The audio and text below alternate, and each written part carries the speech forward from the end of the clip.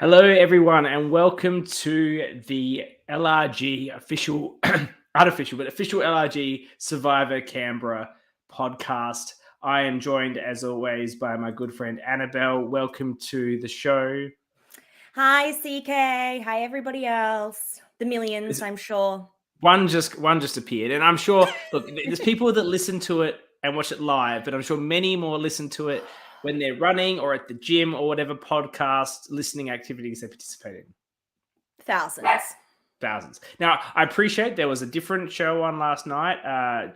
Josh O'Brien, who's been desperate to be on this show. And, I said I'd let him on, but obviously that wasn't good enough for him. So he's went on and made his own show with the official backing of Safari Suit Dan. And look, that's fine. I haven't watched that. I don't want to be spoiled. I don't want to repeat their content, but equally I have no interest in their content. I don't know about you, Annabelle. Yeah, I would echo the same sentiments. I would say, first and foremost, I'm not interested in their content.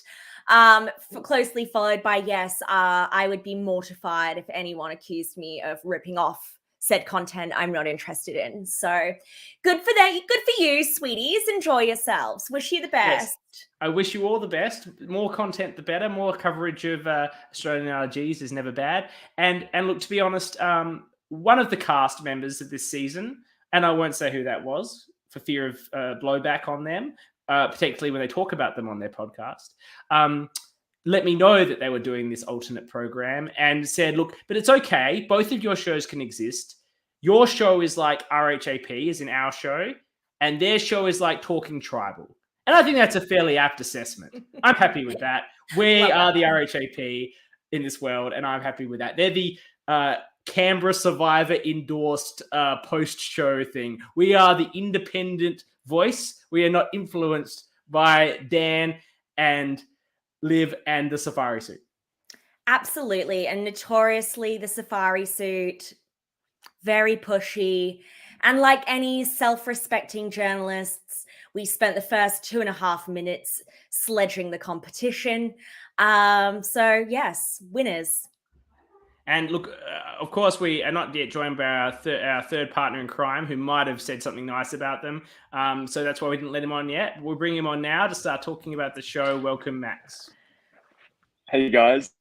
Yeah, Hi, Max. Clearly you've kept Your me video is backstage horrible so I as can't ever. say the nice things. Your video is just always bad.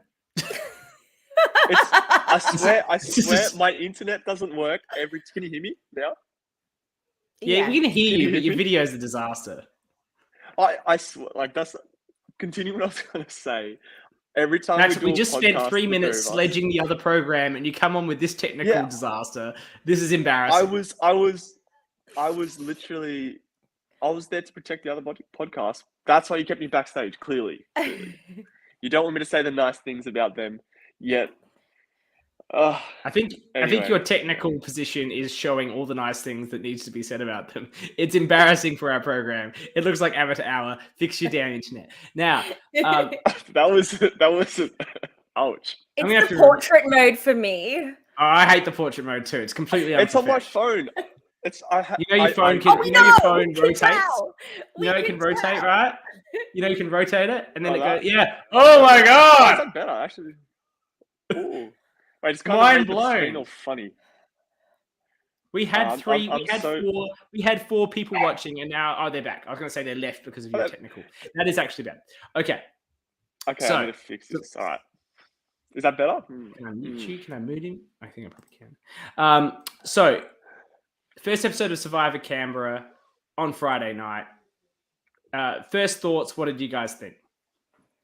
I was pleasantly surprised. I mean, as I noted last time, I really didn't have high expectations for a fan-made version of Survivor, this being my first one I've ever watched.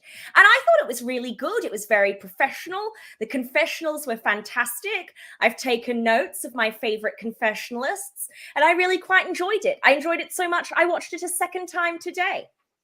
That is commitment to this podcast, Annabelle, for someone who's never watched an LRG before in her life, to watch it twice. And it was a long episode. It was about an hour and 10 minutes or so, if I'm right.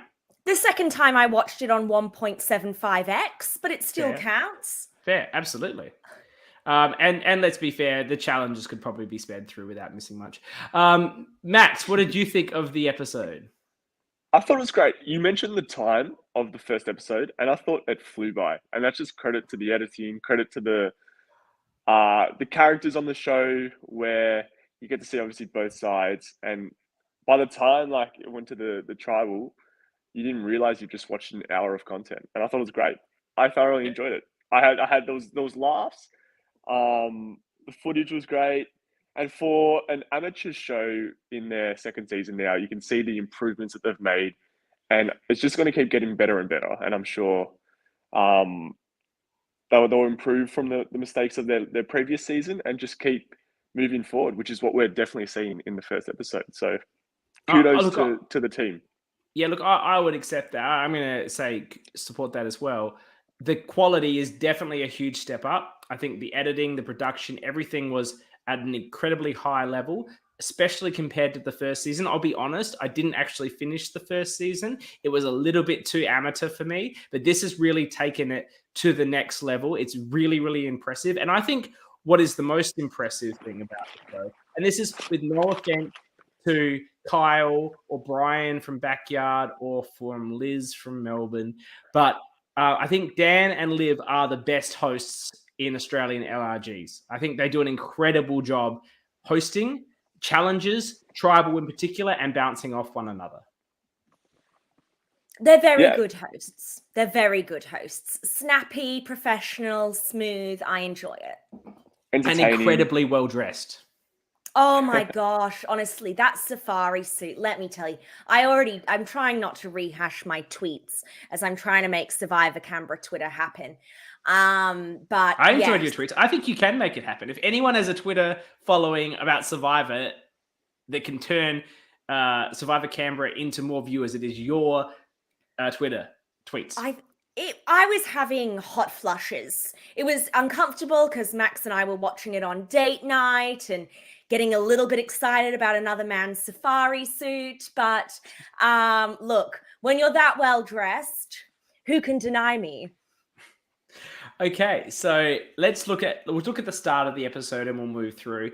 They started with a bit of an introduction to all the players, standing there, who they were, what they were about.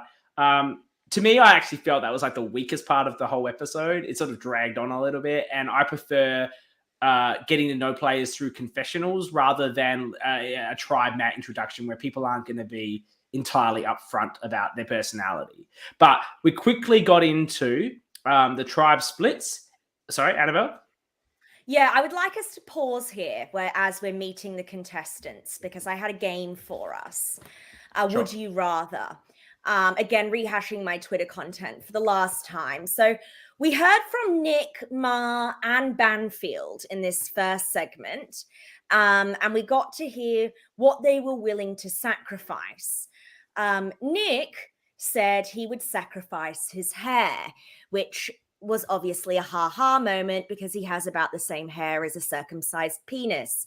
Next, we had Ma, who said she would be happy to sacrifice her skin as she was already experiencing a breakout. And we had Banfield, who said he was happy to sacrifice his spirit by getting it crushed. So, CK Max, what would you be prepared to sacrifice to win an LRG? Your hair, your skin, or your spirit? Well, my hair is on life support as it is, so I have no interest in losing any more of that. I got to hang on to what I've got. And my skin is quite beautiful for a near 40-year-old man. So I think, like I sacrifice in any org that I play, I'll become a soulless husk. So it's spirit, really. Spirit all the way. I guess I'm left with the boring answer of hair. But you got such beautiful hair. You also just grow back. I'm at that age, CK, where it can still grow back. So lucky me. So I'm still got a few years where I can shave it off and let it grow back. Max is particularly toxic because he has amazing hair, even better skin, and a constantly perky spirit. So I feel like you had the most to lose out of all of us. I feel like it was a lose-lose, whatever I was going to say in that question. So, All right, you can continue with the discussion, so CK. they split from the tribes right away, and they came up with this Love Rocks twist, which I don't like. Who knows what the advantage will be? I don't think it's sort of like a funnish game of musical chairs. I don't think it's actually there though to be entertaining for the viewers, because it isn't. I think what it's there for is to get the tribe immediately splitting apart, breaking apart, and interacting with different members of the tribe. If you don't do something like that, they end up just standing around their camp and no one can have any real discussions. And in one of these LRGs where you've only got a couple of days to play the whole game, you've got to get going quickly. So it really gave everyone that opportunity. And I think we got some really interesting discussions between all the tribe members. What were some of the discussions that you thought you saw scene come together that were the most interesting? But I first would like to disagree that it's not going to manifest in interesting gameplay for the viewers. See, this is where you show You're into the Love Rocks? You like the Love Rocks? You didn't watch the next time on, clearly, CK. Love Rocks could do with a bit of a rebranding and perhaps a punchier explanation of the rules. It could also be not hidden like absurdly well.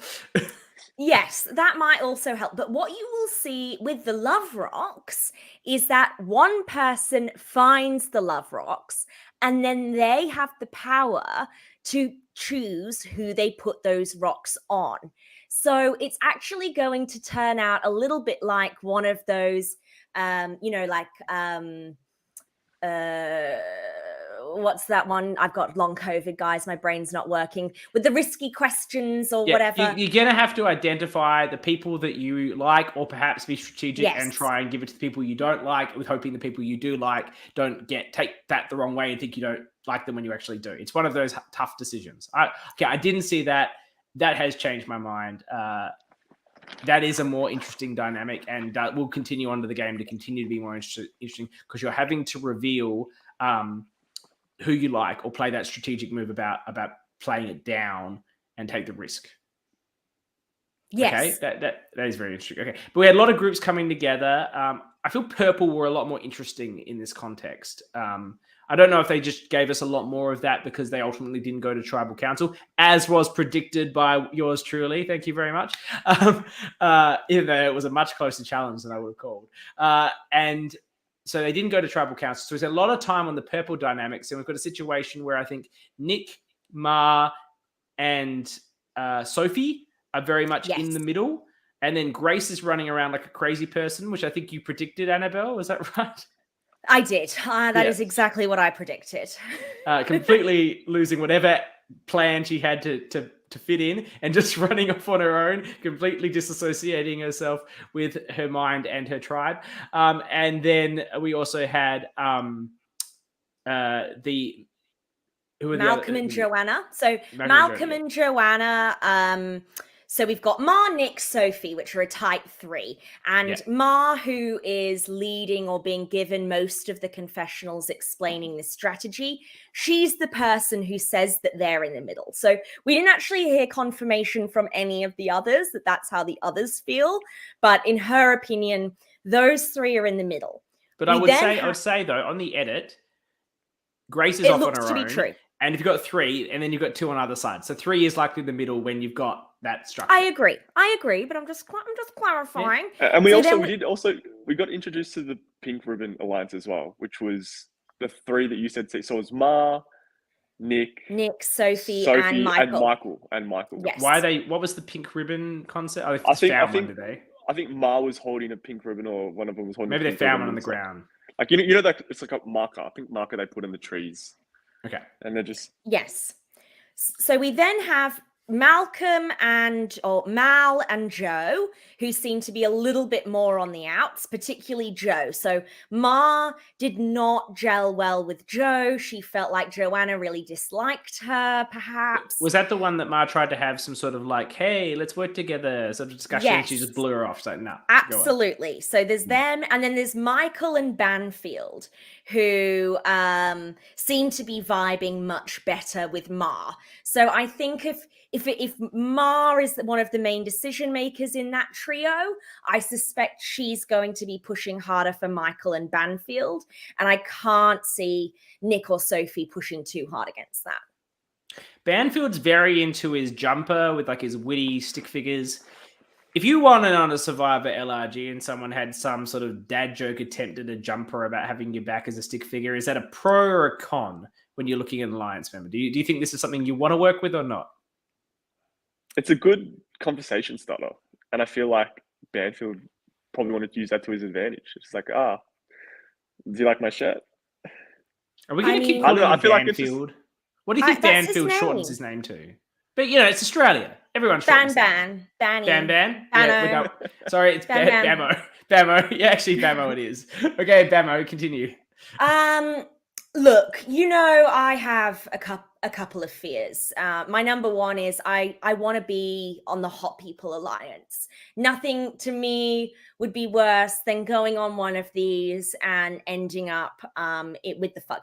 So are you about to call out half of this tribe as the Fuggos? As you just I'm absolutely not. You're asking me, would I bond with a guy who was wearing a t-shirt, a funny t-shirt? And I'm saying fair. It depends whether or not he was hot.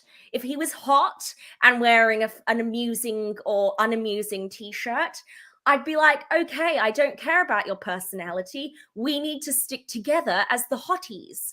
Mm-hmm. And then the second piece... What if the t-shirt was a picture of a hottie and the person's not hot?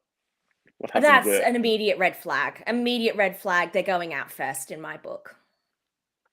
Okay. But you know... hotness isn't just the way you look.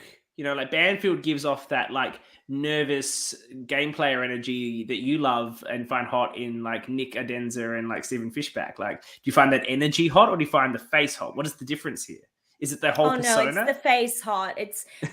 You'll notice that they look almost identical. I have a type. It's not their energy. It's purely shallow. Okay. So Banfield's perhaps too blonde. Yes. And so, okay, so those are the makeups, and we never get to see how this unfolded because obviously they were successful. I think a lot of us predicted there was perhaps a lot of strong players in this Purple Tribe. Does anyone have anything they want to talk about on the Purple Tribe before we move on to the Orange and then the Challenge? I don't think we'll discuss Purple much more unless there's anything people feel the specific need to. No, I mean, really... Other than Michael when he goes to the ultimate sacrifice. Of course. I think all I wanted to say, Ma's hair flick and the intro credits gives me life. And I thought she had really excellent confessionals. And Michael was the other call out. Yeah. Michael and Ma were standout confessionalists. You could tell this came naturally to them. So that's really all I wanted to shout out there. And look, as we mentioned on our cast assessment, Ma played on Melbourne Survivor Playing with Fire before this season. And so I do think not only is it an advantage in terms of strategy and gameplay to have played before, but I think just in terms of speaking to the camera and how you want to present yourself, I'm sure Ma was very good on that in Melbourne as well. And maybe one day we'll see that. Working in video editing like she does. She knows what makes the camera pop. So she's giving that to us. Absolutely. Danny Melvold said she thought the hair flick was iconic, and we all agree. So we move on to let's do the challenge, and then let's do the challenge. Let's then talk about the ultimate sacrifice, and then we'll just generally talk about Orange. Okay, just before that, I'm not sure if you guys noticed in one of the Orange clips where they're just talking, and then Joseph pulled out his phone. Did you guys catch that? Or is it just me? I'm not sure. I was trying to think, was there a reason why? Like, it's almost like you flicked it out of his pocket. I'll have to look back and see. He just flicks it out of his pocket, checks the time or whatever, and then puts it back in. I'm not sure if it was... I don't know. Honestly, it's the Coke bottle in Game of Thrones all over again. Gaff exposed, Max. Like, I'm not trying to expose anything. I just wonder if there's a reason behind it or just a complete miss on... I did not spot that. There's a reason he needed it, but I've impressed you did such a detailed rewatch, Max. Oh, of course. I might not get the landscape right and the internet, but So how it's much of in easy the to shot watch. was this phone? What was he doing with this phone? This is very mysterious. Oh, it. Look, I'll have to find it. We'll get the clip, run it next week. but we should know we've been on one of these. We also helped organize one of these, and some people are just really shit at checking people's bags. Like, So maybe you know, they did check his bags, Oh, but he just had the Sophie phone in has the pocket. background. and Sophie looks fantastic in this like profile photo. This is a very Yeah. professional shot. So Some Sophie, some you Thank quality didn't you, work. have Sophie. you didn't have cavity searches, then I take it, before going out there. There was no phone confiscations. All right, let's move on after the Joseph exposed party to the challenge Not trying to expose him. It's just I thought think it you was were. I think you were interesting. being really sassy, Max, and that's okay. We don't All right, mind. I'll take that title. Okay, so this was a tug of war, which hot. We love a tug of war. And we had some matchups here. Were there any in particular that you enjoyed? I'm Look, gonna. I want to know that this is a callback. They did this as the first challenge of season 1, so this is a bit of like the Survivor Canberra tradition now. I don't know if they put them in the little circle, but yeah, my favorite matchup was Dom's interference on the outcome.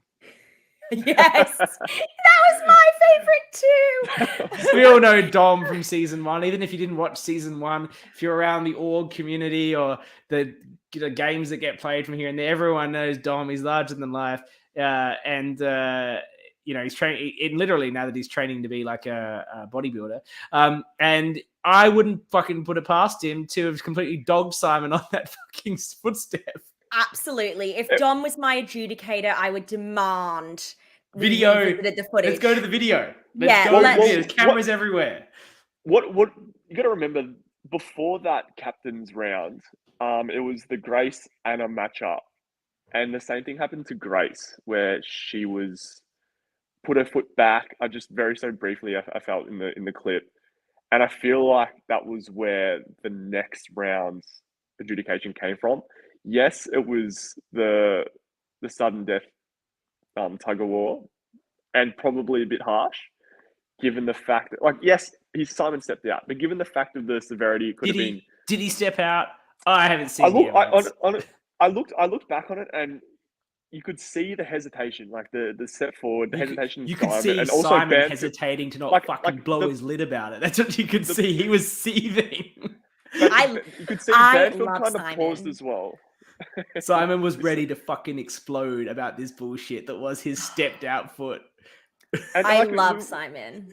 We have to remember, yes, it's a.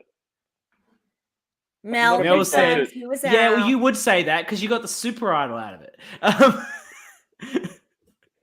Going back, he does step forward. I'm not saying, but like I think just what fixes that if they decide to go for a third time in a row that tug of war challenge the next season, whether they just put a little platform to make it obvious that they step off. Look, you are the challenge guy. Like Max, instead of a spray paint. For people that know, Max built and designed with Brady all of the challenges for Melbourne Survivor 4, which we recently were all part of organising, and they were incredible. So I will defer to Max on challenge ways to improve challenges. And it's not really that I want to nitpick or anything like that, because I thought they're doing a great job. Obviously, it's just next time to make it solid, you rise there's a little platform, so if they step off, it's very obvious. Versus having a spray paint, I think it was just white spray paint in the ground. Whereas in the Dream Team footage, we saw there was like a little ring. So even though having that little ring would have made it more obvious if they had it back on the. Mel's here. She said they were setting a very small.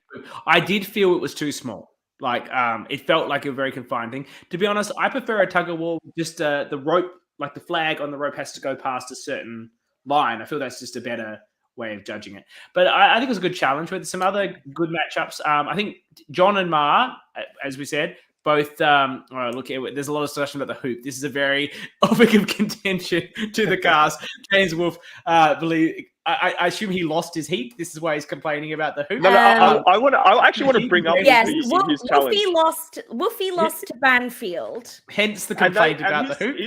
His tribe was 3-0 up. If Woofy wins there, they're going in 4-0 with essentially 4 match points. Yeah, but Max, so you see, the hoop was tiny. He could barely move and stay. His defense is right here. Everyone had the same hoop. It's important that some of us yeah, but tiny the guys have get bigger an advantage. Feet. Yes, and Banfield and Wolfie, same height. Tug of war. It's a strategy that went into it. How do we feel? How do we feel? And they're doing this bit on Australian Survivor at the moment, so I think it's worth raising. Because in American Survivor, it was very much like man versus man, woman versus woman. And we're in an equality world now. We're very focused on ensuring everyone is treated the same and given the appropriate opportunities.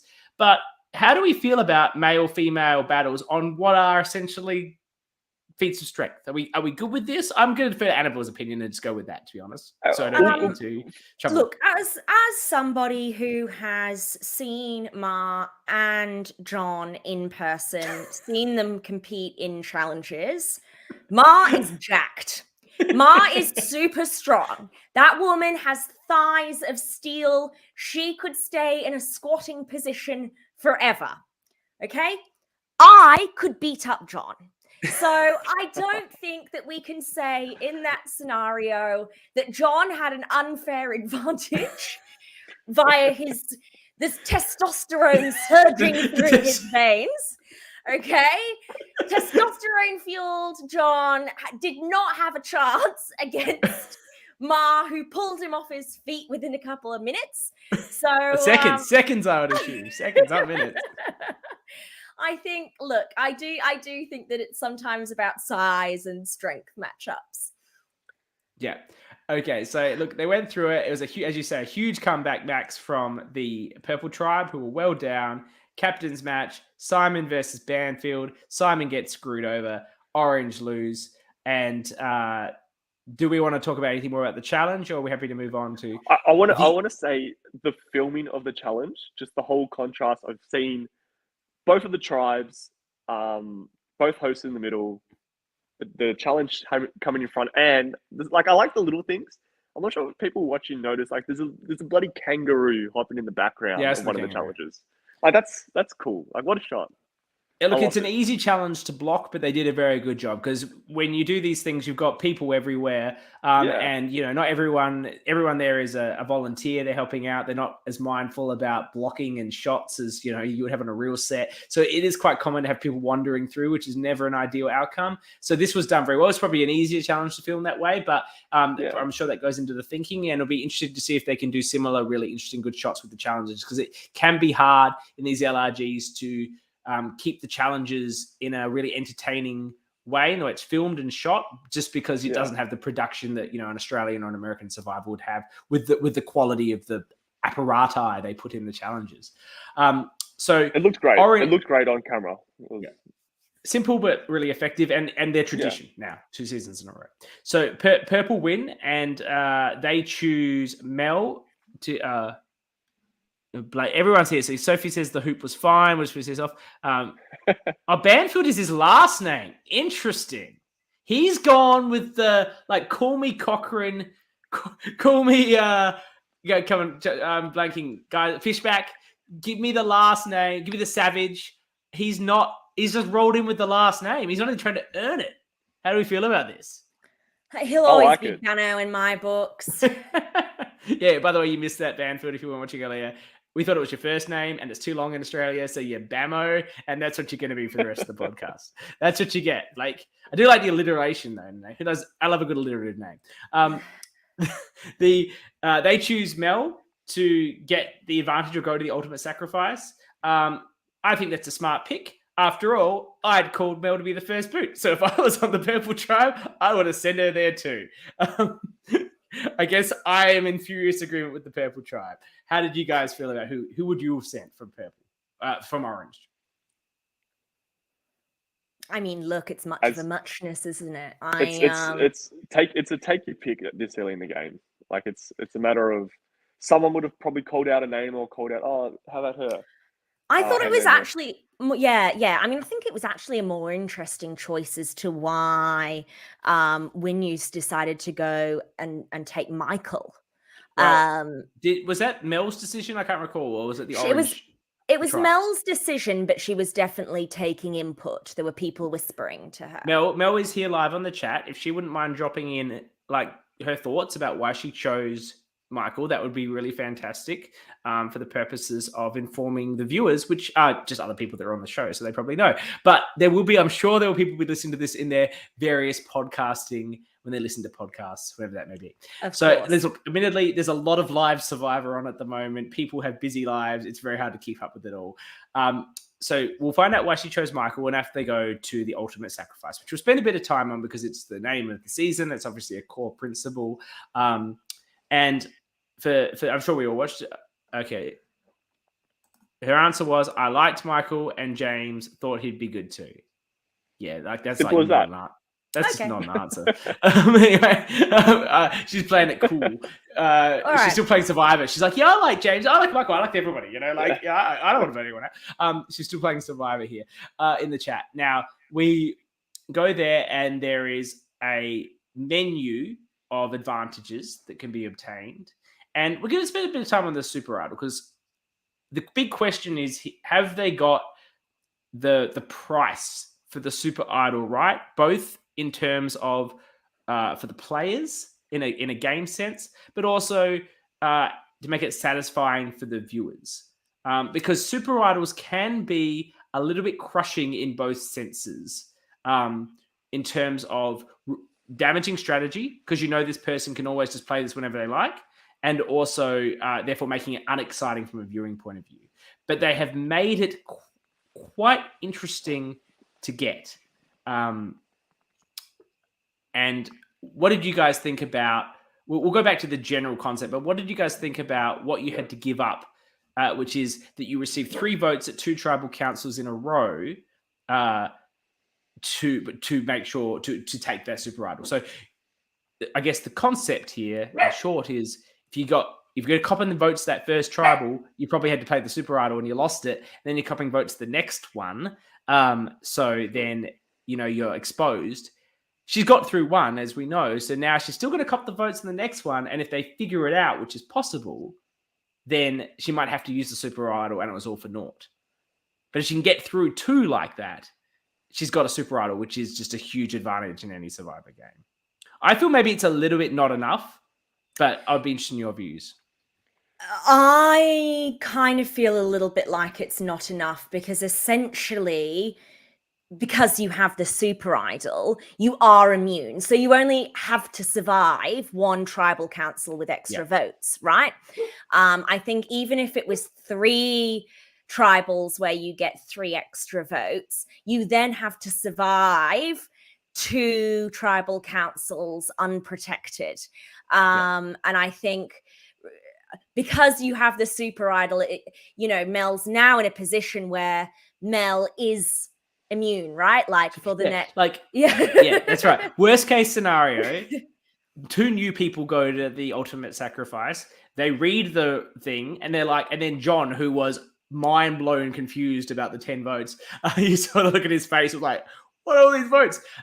They will go, oh, that's why she got the extra votes. Now, I don't know if they'll know that it was Super Idol for extra votes, but I think they'll know the Super Idol is gone because you can't pick it up anymore. So, or they'd assume that she's got the Super Idol, and now they're going to pile on Mel. So if she can socially, though, navigate her way out of a pylon in the second vote, that's actually maybe worth giving her a Super Idol, because everyone else should pile on her and she plays it and then, no home done.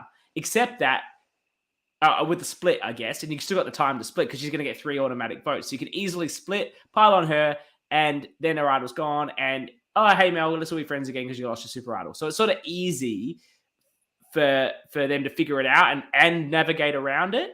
So, and for her, it's not actually that big of a deal if she loses at that point. So she's now pretty like, what does it matter? But if she could actually get through with social or strategy, once they sort of know what's going on, that would be incredible. And I guess the way she does that is loses the immunity again and gets sent to the ultimate sacrifice for a second time. And then she's golden. And this, we're not watching Cook Islands where you have a bunch of hot dummies on an island who don't know what they're doing. Most of these people are very intense super fans and are probably capable of working out a super idol strategy. I mean, I think this is more, I was more interested in the decision, and maybe this is because Mel is so likable and, everybody on the tribe basically universally liked Mel, that she's just not someone who has strong first boot energy.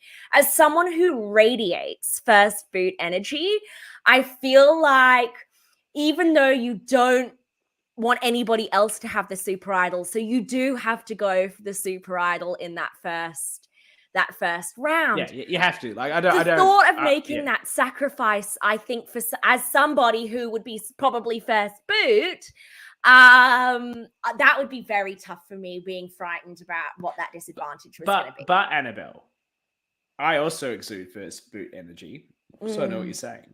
So you're already getting the votes. The first boot on most first tribal councils are unanimous. Everyone just piles on the one person, right? So you might as well take an extra 3, and then you play your super idol, you fuck someone off with a big move, and then you've got time to regroup. Yeah. That's your best chance. It must be, you know what, Mel? It must be so nice being a genuinely likable, nice person. Toxic. But yes, I think she made the right decision. I think maybe it could have been a little bit tougher, but we all simp for Mel, so I'm glad that she's only got one more to get. There was the other 3 draws. So I just want to say, before we go on the other draws, I did message Dan about this because I was talking about, has he threaded the needle? Has Dan and Liv threaded the needle of the super idol? Because it can be so damaging from a viewer point of view. And I think they've got it right pretty much. But as I said, maybe one more tribal, as we've discussed. Or maybe it could have been a cascading 3 in the first 2 and the second 1 in the third or something. But what they've got lucky with is who got it. In the end of the day, half of this stuff is who gets the advantage. And if the wrong person gets it, and I'm not saying there's a right person or wrong person, but you want a character that the audience is going to root for, that you can edit in a way the audience roots for them, that is a lovable character, but it's not just a wallflower, like actually is a character in the show that people care about. Like if some random sort of like goatee sort of player, and I'm not saying anyone in this is that yet, I might later once I get to know you all a bit better. But when you are, that's boring. That's boring as shit. But Mel, I think, was always going to be a big part of the season. She's got great energy. She's a big character. You said she was going to be first boot, CK. Yeah, but then she got a super idol. I can't control the mechanics. Why would I conceive that Dan would put a super idol? Super idol. Mel was always going to be a major part of this season. Mel, we're team Mel. CK was never like he's a fake fan. I'm an honest fan. I'm so sycophantic right now that she's got the super idol. I was honest from the start and honest right now. No, she's good value. She's very good value. What I found interesting though, coming back to the camp, telling the story how she was honest, I would have liked maybe just I'm not sure if you're still listening now, like the thought of saying that Michael was the one that actually picked the white rock and you got the black rock, being sent back to camp with nothing. Yeah, is that what she said? I missed that. No. I'm not. She didn't say that. No. Mel came back and was honest and said, "Yeah, everything that's right." You could say everything honestly. Say the exact same story, but the only thing is, you say that you got the black rock, being left with nothing. I don't know. Up in your face. I don't know, because that would blow up. It would have blown up already because John and the votes, yeah, and James are gonna, and some of those other people will know about now. The votes are there, and they're like, "Why the fuck did she get 3 votes? Additional votes?" Obviously, that was to do with what she took. I get, so she would be damaged. Schneider is asked. You could palm it off saying that it was 3 votes from Michael. Like Michael, there were 10 votes. You can't throw it for you can't manufacture the extra votes. And Mel points out that they could have asked Michael at the next challenge. I think it gets blown up in your face too easily. I thought it was interesting that Mel chose to not say anything or lie about what she got, especially thinking back to Survivor Second Chances, when that really damaged Stephen Fishback when he got that advantage that he leapt off the diving board for into the water, and then didn't tell anyone other than I think his most immediate ally what he got, and so everyone immediately piled on him. But I think Mel, it wasn't immediately, it was like the vote after, and he told Tasha as well. Yeah, so I think that was oh no, you're I right, liked how she approached it. You're right, I'm wrong. They piled onto him, and then Jeremy saved him with the knife. Yes, you're right. Yeah. Don't question my Stephen Fishback history, honey.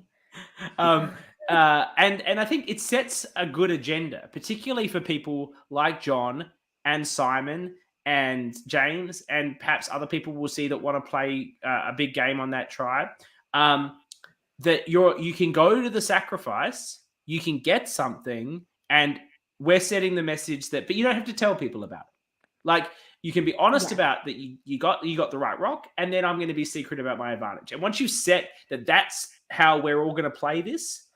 The particularly the strategic people in the tribe go, yeah, I like that. I like that I can go there, and I'm not obliged to tell everyone what I got. And you know what? Someone like Mel can pull that off. You couldn't. I couldn't. But Mel could pull that off. Yeah. Schneider's sort of agreeing with you, but he didn't use. He used the seal of vote wrong, but Annabelle was saying getting the seal of vote is what made him a target. But before that, he wasn't one. Yes. All right. Well, we haven't talked about Winyu yet, and the different characters and what we thought about them and the alliances going on there. So, can I just circle back before we get to that quickly? Mel mentioned she chose the right draw as the best of the 4 options. I think the remaining options were a normal idol, an idol that expires after a period of time, a steal a vote, an extra vote. No. What was posted in the Survivor Canberra chat was what we didn't see. The 3 other. These were the punishments. We haven't seen the punishments. Yeah. What are the other punishments? On the top of my head, I don't have it in front of me. Hang on. Sorry, maybe I've misunderstood the mechanics. Yes. I thought there was a punishment associated with each particular advantage. No, it was randomized. No. Stop. You're all wrong. You clearly didn't watch this twice. No. So there are specific disadvantages associated with each level of advantage. But for each of those, there's a choice of 4. So that's right. That's random. Yes. It's hidden. So then she went and pulled. She said, "I'm choosing the super idol." So they put the 4 different potential disadvantages in the draws. Mel chose one of the 4 draws at random. At random. It's just a draw. It's just a cupboard. It's a cupboard with 4 drawers. So Mel's now revealing to us what the other 3 options were, which were not good. Lose next 5 votes. What does lose votes mean? That means she can't vote at the next 5 tribal councils. Okay. Sit out the next 5 challenges. Honestly, that's a nice relaxing time. I don't think that's so bad. I was going to say that's my personal fantasy. Yeah, public votes for the next 5 tribals. No, this is your fantasy, Annabelle. Standing up at every tribal, just telling people who you're fucking voting for to their face. I hate you. Schneider, so what do you think of those other 3, CK?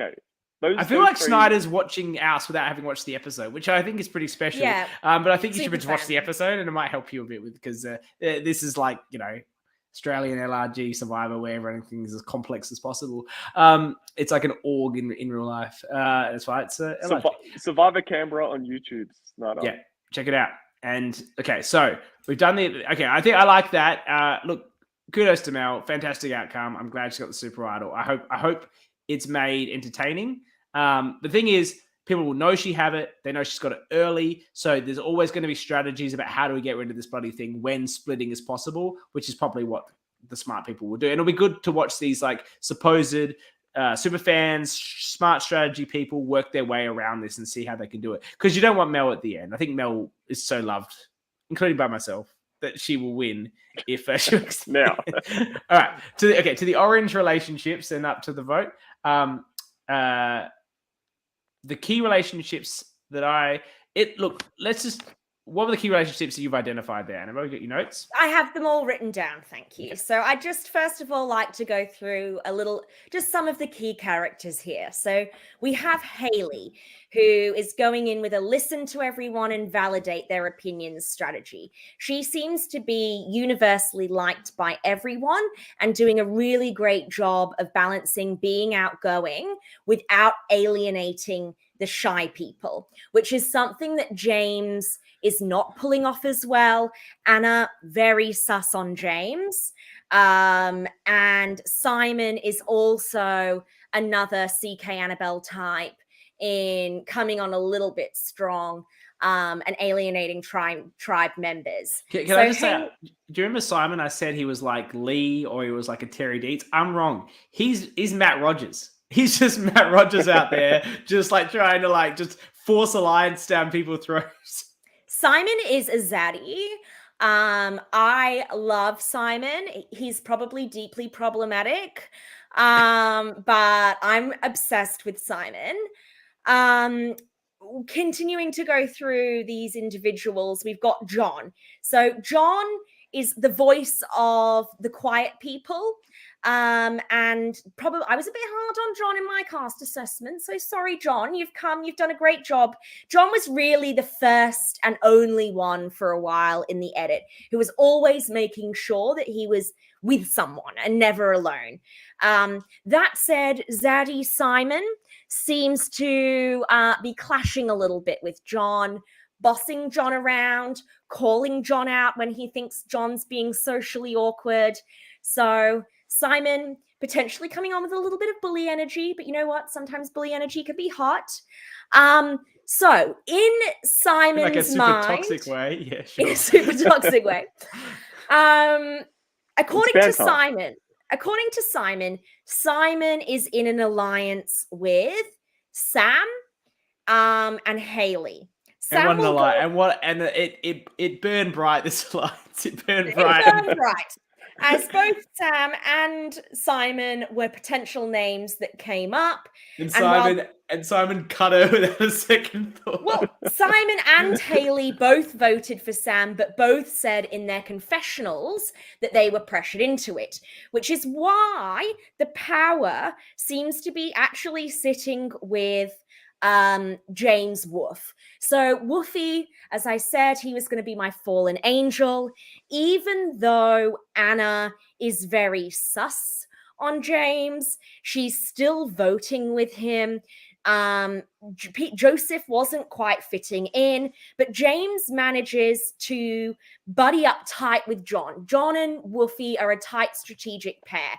They bring in Anna and Mel and Joseph and essentially strong arm Simon and Haley into voting out Sam as well. Except there was a key moment in the edit where there was a key moment in the decision making is unsure. They come back from the challenge and Wolfie says, "Sam, come to the water well." And she's like, "I'm not interested in your fucking water well. Get fucked." Big Wolfie. moment. Because I've got my 3-person alliance for Simon, so like we're good. Oh, and I didn't vote with Jim. I don't know why she didn't go there, but that may have been a factor. It may not have been. It may have been a convenient reasoning for James to sort of say, "I don't want to work with this person." But if you get invited to the strat chat, you should probably just go to the strat chat, whether you want to work with that person or not. You need to find out what's going on, and you're actually invited. You're not like just trying to sneak in and go, "Hey, what's going on here?" Like that was, I think, her only mistake, really, because they needed to find a target. And as you said, being exactly. corrected. Yes, Anna did vote for Mel. I did have that in my other notes. I can't remember who was the other person. Was it Grace? Who's the other? There's Sam? Another woman. There's a woman Bethany? I'm missing. No, I don't think Beth is not on this season. Why is she saying Anna voted me? I don't know who this Bethany is. Oh, no, Mel. I thought she said Anna voted me. Like, who are you? So Anna put a vote on Mel, and Anna put her. No, sorry. Sam put her vote on Joseph, and then everybody else voted out Sam. So I think so somehow. So who's the five we then? got it, Bethany. Thanks. Mel. Oh my God, Mel. Yeah, but it's Mel, James, John. Oh, and then the three of them strong-armed the other two. I know, Yeah. sorry. I'm sorry, Beth. I must be very frustrating. It's my COVID brain. Yeah. So, and you saw them strong-arming. They're strong-arming Simon on the walk to tribal council. Yes. And he's like, yeah, I guess we have to cut you, Sam. Sorry. And to be honest, I wouldn't have thought that Simon's strategy was just wandering up to the two younger girls and saying, hey, this should be an alliance. Let's do it. Like older guys, young girls, let's do it. No one expected, blah, blah, blah. And he walks off again in an erratic way. And they're like, yeah, we're with him. Like, and apparently they were. But he spoken like a even straight man, Mel. Spoken like a straight man. If Simon walked he up noted to that me to the and camera. He's like, old man, young girls. Who would have thought? He's good value. It's a clever alliance. Great value. I love him. It made me laugh. It genuinely made me laugh when I watched. He's great value. But wheeling back to the whole Sam not going to the water to get water with the other 4 or 5 that were there. It was 5. And 5. Yeah. But the fact that Wolfie or James brought up the fact that she didn't want to come, especially for the first vote, when no one really wants to throw out a name, it's just like that awkward, like, oh, who is it? Who is it? It just makes you such a big target, as you said. And it was good gameplay with Wolfie bringing up Sam, saying the fact that she didn't want to come, and so she doesn't want to come. She clearly doesn't want to work with our group, so let's vote her out. Like, it's nothing personal, and God knows if that's even what she felt. Like, she probably didn't. It was probably just she just didn't feel like getting water at that time, and just didn't think about what was going on. It's very hard in these intense environments. There was another and it's scene. just a mistake. It was a mistake. She was the queen of giving nothing, because there's then another scene when they're on the way to, maybe it was on the way to the tug of war, and James is trying to make small talk with her and says, so what do you think that the challenge is going to be? Sam immediately shuts him down with, no idea. Well, to be fair, she has no idea. I have no idea. It's almost it's an annoying question, James. Question, James. It's a stupid question. I don't know. I'm on my way to get fucking voted out. I don't want to small talk to you about bullshit challenges that I'm never going to see. Like, come on, I get a fair fucking position. Obsessed. I love her. Give us nothing. I don't want Mel's given us the hot tip that she looked for rocks most of the time by herself. So that would have also made her a target. Yeah. People are obsessed with the fucking rocks. Like, you don't want to... For people that go on these shows, looking for advantages should be secondary to building relationships. This isn't rocket science. The thing is, CK, having the ability to freely look in that situation is, especially the early days, if you can do it in a group and be able to look around willy-nilly, but still talk to people, it's such a good advantage. Absolutely. We talked about this earlier. It's a great way of designing the episode and allowing people to freedom to talk. Doing it by yourself is utterly pointless. Not giving anything away from our season, but something similar happens for us, and that allows those connections to be formed early, and also allows you to walk around the camp, check out for potential idols, clues, whatever it is. But you can use that time to build relationships, and obviously Sam didn't see that as the important move. And particularly with these rocks, we don't get anything for at least 3 or 4 rounds, you know. So let's just recap the alliances here. So we've got. Sorry, let me just interrupt you for a second. Schneider, our loyal listener, he said, you asked about my racing last time. He says he finished 10th on Monday night, and Michigan is best track. Well done, Schneider. Shout out to Great Snyder. To hear. Number 1. We stand Snyder here. Okay. So we have in the power position a very tight duo in John and James, with Mel as part of that core 3 as well. Then we have the now depleted alliance. Oh, I broke a nail. Sorry, team. In Sam, Haley, Simon. And then we have Anna and Joseph, who aren't quite fitting in. Anna was invited to join the John James alliance, but is feeling a little bit put off by Woofy's vibes, which is I fair don't enough. understand. No, he's such a hottie. How could anyone be put off by Mr. Charming? Because he asked you random questions about like what the next challenge is going to be when you're on your way to fucking execution.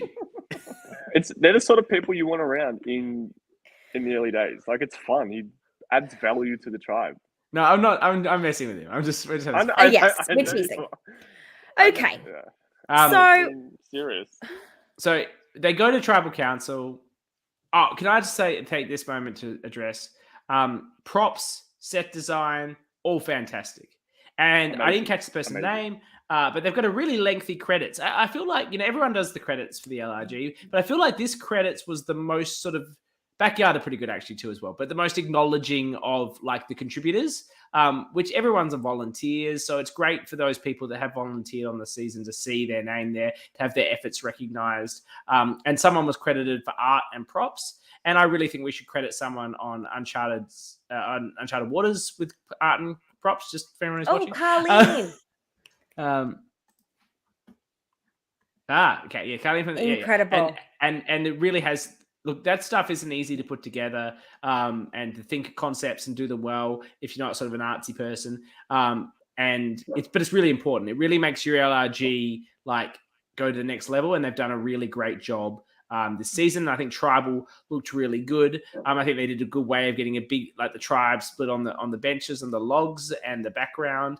And so we get there. And what did you guys think about the tribal discussion?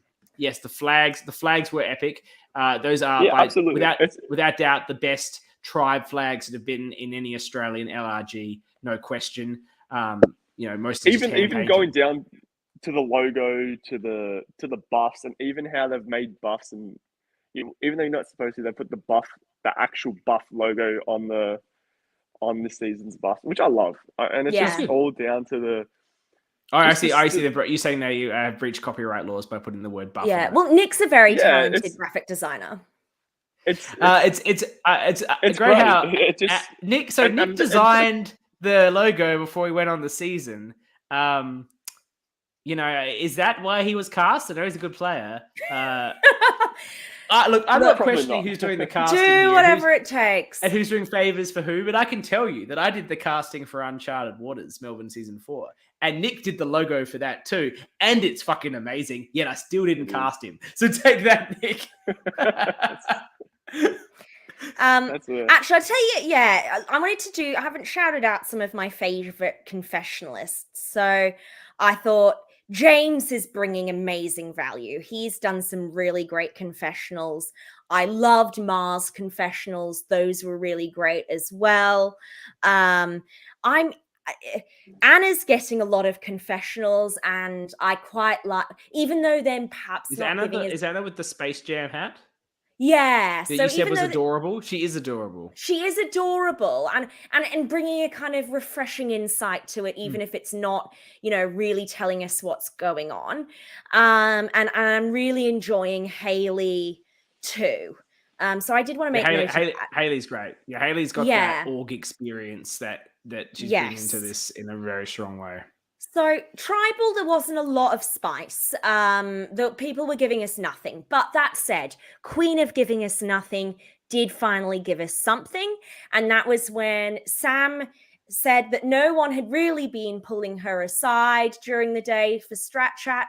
But unbothered, hydrated, staying in her lane. No, she's not concerned about it being her. Love that for her. Confidence. My favorite part of the tribal, and I was looking out for this, and I maybe they all reacted like this, but I was particularly looking at John because I can just imagine his head trying to turn over the mechanics of why there were 11 fucking votes. It was just like, what is going on? Like the look at his face, and James, I think a little bit, but I was really focused on John. That was my favorite part of the tribal. That was great. And I should have zoomed in.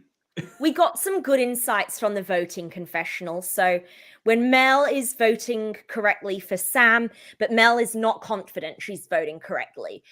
She thinks there might be votes going on her because she only got a little bit time back at camp, which again reaffirms to me that it's Woofy and John that are the tight duo, with Mel in as the third. We have Sam, who's voting for Joseph and says she's just doing as she's told. And then we have Simon and Haley, who both vote for Sam but say, I didn't want to. I tried to swing the votes the other way, but this is, I've been pushed into doing this. Didn't make the edit. Simon may feel yes, that it way. did. No, Haley's was in the end credits. Haley's was in the end credits. What I'm saying is Simon can say he tried to swing the votes the other way, but I didn't see any of that in the edit. I saw him just go, yeah, okay. That's a done deal then, I guess. I'm confused. How hard did he try? Yeah. Why Anna was voting for Mel. Mel was not a name that was being floated around back at camp, so I'm interested to know what that decision was. Mel might be able to share. Look, I imagine that was the plan that Simon, Mel... What did Sam do? So they told Sam it was Joseph. So that's why I don't understand why Anna wasn't to vote on Joseph. So maybe we'll get some more insight into that in the next episode. The other thing I liked at Tribal was Sexy Safari Suit said at the end, next episode we'll find out who are the lambs and who are the wolves. And I felt like this was a real missed opportunity for James Wolfe to do an incredibly cringy howl. You're spot on. And if he was on Australian Survivor, they would have yelled cut and then said, James, you need to do a howl or you're off the show. Just like they made Geordie do that horrible Joker dance down the fucking stairs. Yes. And I 100% would have, if I was there, paused production and made him do it too. I on production of Melbourne season 4, I certainly asked someone to do something in a confessional that I thought would be good for TV. They had done it organically in their application video, but nonetheless, I asked them to do it again. So you can be a little bit get the value, and for a howl that doesn't interfere with anything, it's just good TV. I would have asked for it too. It looks like they still don't know. Look, Sophie has said, do you know why Amy voted for you, Mel? It looks like they've never really discussed this. Okay. They just accepted it as it was. Okay. Well, another shout out. I think one more shout out though. Sure. This one's to me for correctly guessing the first boot. Well done. What was your reasoning? Sorry. I think my reasoning was, as Sam said in her pre-game interview, was that the social aspect is going to be her. She's going to struggle with that, and as what we saw play out, it did, especially with the key moment, which, as the viewer saw, with her not going to fill up her water bottle, led to her downfall. Unfortunately, not that I'm happy guessing the first boot, but you are. I'll take it. I'm competitive. And look, it's so hard being the first boot. We had to call someone, and look, I understand she doesn't want to do any of the media with us or with the other show. The Josh O'Brien show, we're the dark side, the nice happy show. She didn't want to do the nice happy show or the dark show, and that's understandable. It's really hard. It's really hard to go on these things and do the first boot. Not that it's ever happened to me or anything, but I can empathize. I can empathize with how that felt. And hopefully though, next week we will be able to get whoever is booted on the show. And if it's someone like John, we can really go to town on him for some for getting voted second. You know what? On a more positive note, I tell you what, I'm feeling good about my winner pick. Michael was Mr. Charisma. It's Nick. It's Nick. He designed the logo. Coming up, Nick. My winner pick is Mom. I think she's getting very good at it too. But to be honest, I think, look, if I'm going to be frank, I think it's actually the final 3 that we have. So we'll see how it goes. I think that 3 are going. They're going to go a long way. Thank you, everyone. Pink ribbon alliance. Yes. Who knows? Yeah. Thank you, everyone, for joining us. We've had a lot of watches, and I'm sure there'll be more listeners at the end. And Bethany wants Soph, so she wants the fourth Yes. person. in Oh, that yes. alliance. No, obviously we all want That's the Sophie to alliance, win. yeah. Yeah. So Like, what is that saying? So thank you for joining. We'll do this weekly around this time, maybe later, whatever. After Canberra Survivor, I think it's a really good episode. I'm really excited for the next one and chatting about it. And I hope to see, obviously, the two of you back, and equally all of our wonderful people that are commenting on the show. We love you watching and putting the comments in. We try to show as many of them as we can and engage with them, because it's great to have you here live and engaging in the conversation. It's great if you're listening to this on a podcast.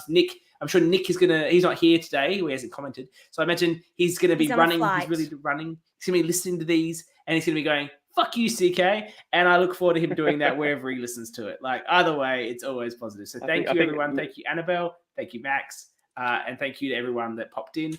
And we will hopefully see you all again next week. Bye. Thank you too, CK. Thanks, guys.